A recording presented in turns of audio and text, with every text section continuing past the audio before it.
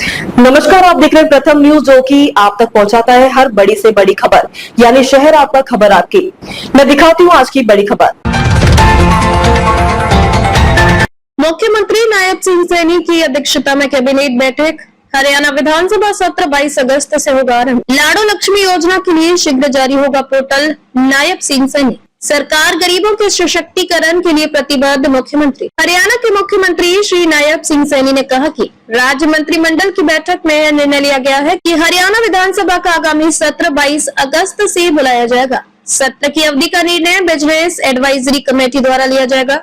मुख्यमंत्री चंडीगढ़ में आयोजित एक पत्रकार सम्मेलन को संबोधित कर रहे थे, जिसमें उन्होंने मंत्रिमंडल द्वारा लिए गए अहम निर्णयों की जानकारी दी। गरीब केंद्रित नीतियां, सशक्त भारत की दिशा में कदम। मुख्यमंत्री ने कहा कि पिछले 11 वर्षों से प्रधानमंत्री श्री नरेंद्र मोदी के नेतृत्व में केंद्र सरकार और हरियाणा सरकार द्वारा गरीबों को ध्यान में रखकर योजनाएं बनाई जा रही है। उन्होंने कहा कि सरकार का लक्ष्य है कि गरीबों को मजबूत एवं सशक्त बनाया जाए, जबकि कांग्रेस सरकारें सिर्फ बड़े आदमियों के लिए योजना बनाती रही है। कानून व्यवस्था पर सरकार का कड़ा रुख। मुख्यमंत्री ने स्पष्ट किया कि कानून एवं व्यवस्था बनाए रखने के प्रति सरकार पूरी तरह गंभीर है। उन्होंने कहा कि पुलिस अधिकारियों को निर्देश दिए गए हैं कि वे अपराधियों से निपटने के लिए मौके पर उचित निर्णय लें। विपक्ष पर साधा निशाना। मुख्यमंत्री ने कांग्रेस पर निशाना साधते हुए कहा कि विपक्ष सिर्फ दुष्प्रचार करने में माहिर है। उन्होंने कहा कि कांग्रेस शासित राज्यों जैसे कर्नाटक, हिमाचल प्रदेश और तेलंगाना की बात नहीं करते, केवल हरियाणा पर उंगली उठाते हैं। चुनावी घोषणाएं बनाम जमीन कार्य। मुख्यमंत्री ने कांग्रेस के घोषणा पत्र को केवल चुनावी हथकंडा बताया, जबकि भाजपा सरकार हर वादे को जमीन पर उतारने में विश्वास रखती है। उन्होंने कहा कि सरकार बिना किसी भेदभाव या क्षेत्रवाद के 3 गुना गति से विकास कार्य कर रही है। लाडो लक्ष्मी योजना पर कार्य योजना तैयार।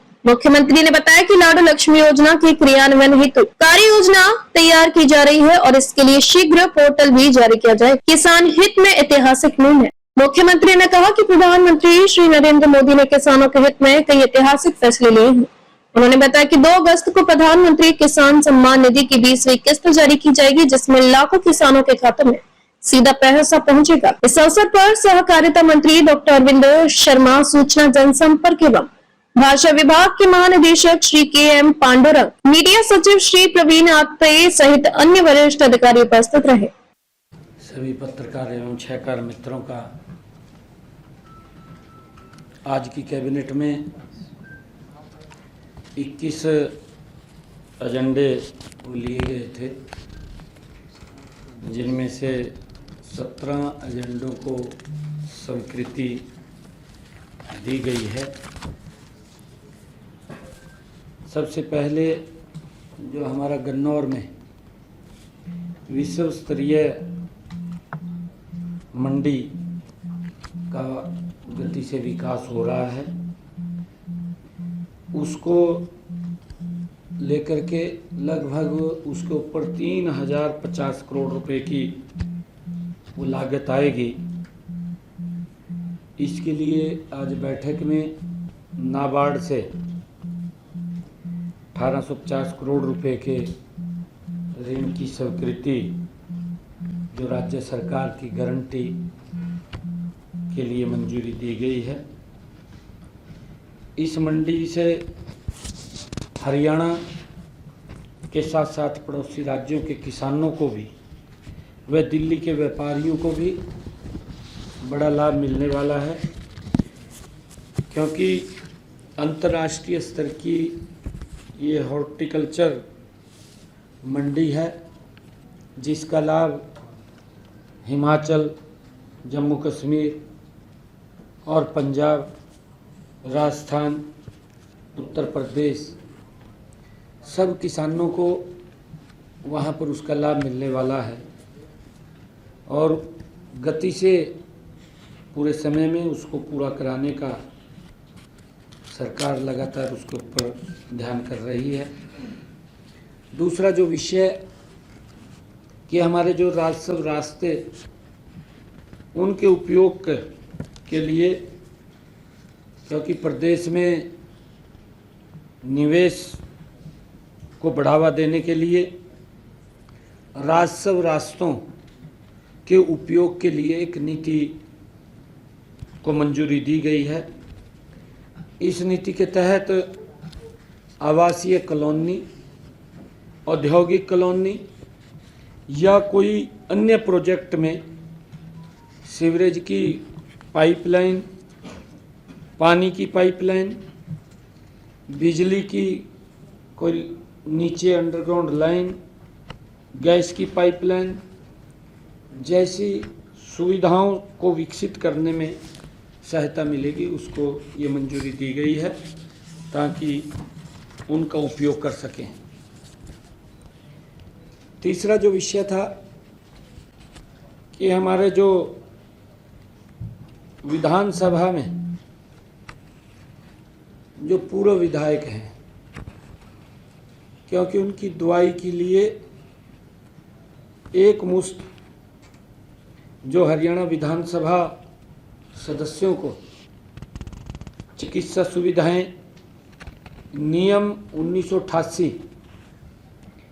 में संशोधन को मंजूरी दी गई है और उसके तहत 60 वर्ष से अधिक आयु के पेंशनर्स को 10,000 रुपये प्रति माह की दर से चिकित्सा भत्ता को मिलेगा, उसको मंजूरी दी गई है।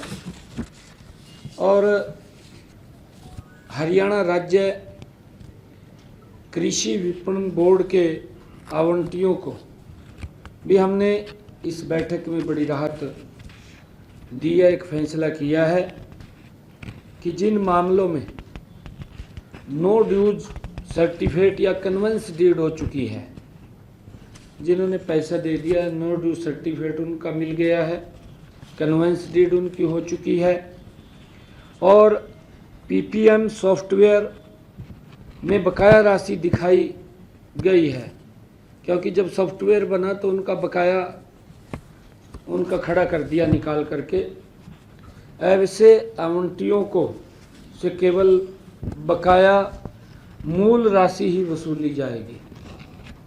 ब्याज और दंडात्मक ब्याज उसको पूर्ण रूप से माफ़ किया गया है। बकाया मूल राशि अधिसूचना की तिथि जब वो उसका अधिसूचित होगा, नोटिफिकेशन होगा, उसके 1 महीने के अंदर उसको जमा करानी होगी। निर्धारित समय के भीतर राशि जमा न कराए जाने पर विपणन बोर्ड उचित कार्रवाई कर सकता है, वो उसका हकदार है। एक विषय हमारा एग्रो माल को लेकर के अलॉटियों को भी एक बड़ी राहत वो सरकार ने दी है। बैठक में पंचकुला के जो एग्रो मॉल के अलॉटियों की शिकायतों के निपटान के लिए विवादों का समाधान 2 को मंजूरी दी गई है।